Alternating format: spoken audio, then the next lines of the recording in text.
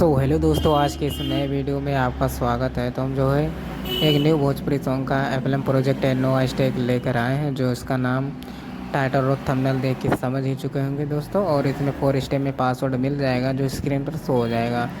तो चलिए आप लोग को सुना देते हैं और 4 स्टेप में वीडियो में पासवर्ड लगाएं। जो वीडियो को कंटिन्यू देखिएगा दोस्तों। जो लोग नए जुड़ेंगे प्लीज़ चैनल को सब्सक्राइब कर लीजिएगा। तो आइए आप लोग को सुना देते हैं, आप लोग ईयरफोन लगा के ज़रूर सुनिएगा दोस्तों।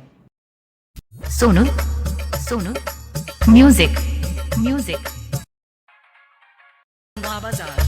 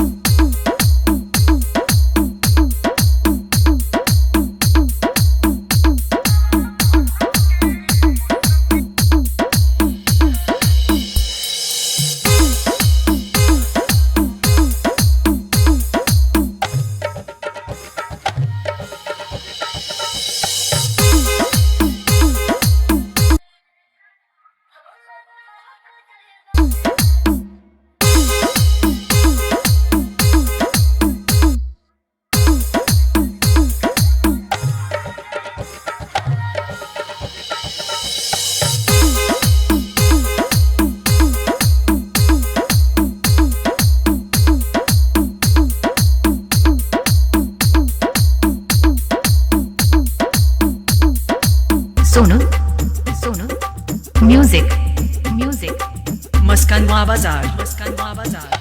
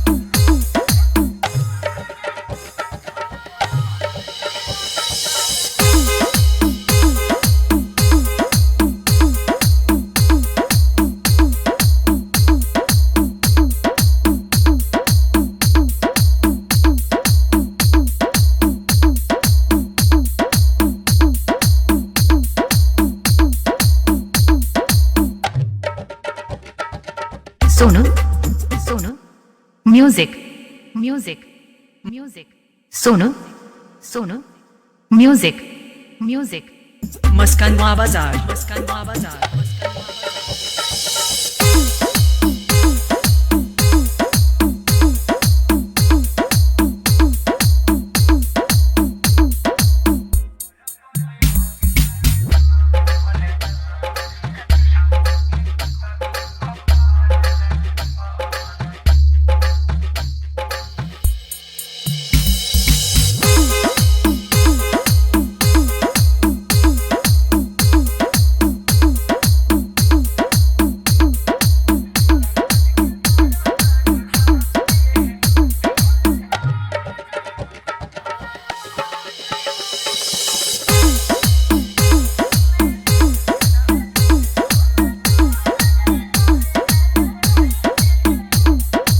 सोनू सोनू म्यूजिक म्यूजिक मस्कनवा बाजार मस्कनवा बाजार मस्कनवा बाजार मस्कनवा बाजार। दोस्तों, कैसा लगा हमारा रिमिक्स कमेंट में ज़रूर बताइएगा दोस्तों। और वीडियो को लाइक कीजिएगा। जो नए जुड़ेंगे प्लीज़ चैनल को सब्सक्राइब कर लीजिएगा। और जो सॉन्ग रिमिक्स करना हो कमेंट में हमें ज़रूर बताइएगा दोस्तों। आप इस पर एफएलएम प्रोजेक्ट और नो हैशटैग डेली आपको मिलता रहेगा दोस्तों। तो चलिए मिलते हैं नेक्स्ट वीडियो में।